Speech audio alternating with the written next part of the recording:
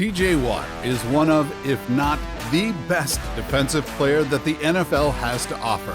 Today, we will break down his childhood, college career, his journey to the NFL, how he became the highest paid defensive player of all time, and some of the most expensive things that TJ has purchased thus far through his time in the NFL. Make sure to stick around to the end of the video to see just how much he spent to make a joke. TJ Watt was born on October 11, 1994 in Pewaukee, Wisconsin to Connie and John Watt. While his parents would both pursue careers in business, they would raise a house full of athletes. Both of TJ's older brothers, JJ and Derek, would both spend time in the NFL as well. TJ was a standout prospect in high school and decided to follow in his brother's footsteps and remain in their home state for college, attending the University of Wisconsin. During his 2 years with the Badgers, he would establish himself as one of the top prospects in the 2017 NFL draft class. On draft night, he would not have to wait long to hear his name called, with the Pittsburgh Steelers adding him to their roster with the 30th overall pick. This would go on to be a steal as a pick, as only 7 years into his NFL career, Watt would prove himself as one of the top defensive talents the league has to offer. Thus far, he has made the Pro Bowl 5 times, the All-Pro team 3 times, and took home the 2021 Defensive Player of the Year award. Last offseason, he became the highest-paid defensive player in NFL history when he inked a 4-year, $120 million extension. With Watt quickly becoming a multimillionaire and one of the best-paid players in the NFL, he did not take much time to build up a very respectable car collection. The first of his 3 big-ticket vehicles is a Mercedes E-Class Coupe. This car cost around $70,000 and features an obsidian black spec. It also has a 3.0-liter turbocharged V6 engine, has 276 horsepower, and goes from 0 to 60 in 4.3 seconds. He also has an Audi RS Q8 that cost him around $135,000. This features a 4.0-liter twin-turbo V8 engine, 591 horsepower, and has a 0 to 60 time of just 3.6 seconds. His Rolls-Royce Wraith is a high-power coupe featuring a 6.6-liter V12 engine, 591 horsepower, and a 0 to 60 time of 4.3 seconds that cost $370,000. Along with his car collection, Watt also cashed out on an extremely nice home in Pittsburgh. Another big purchase that TJ has made since joining the NFL was his house in Ross Township.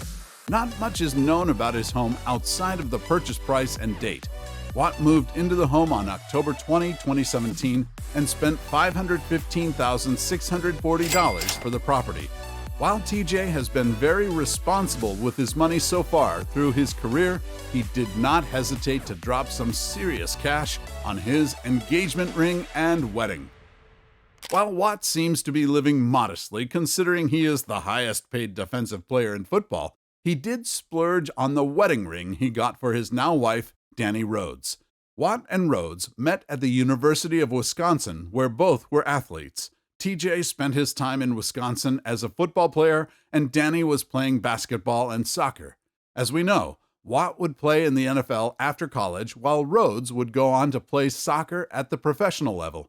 She began her professional career with the Chicago Red Stars, and she now plays for a pro league in Iceland.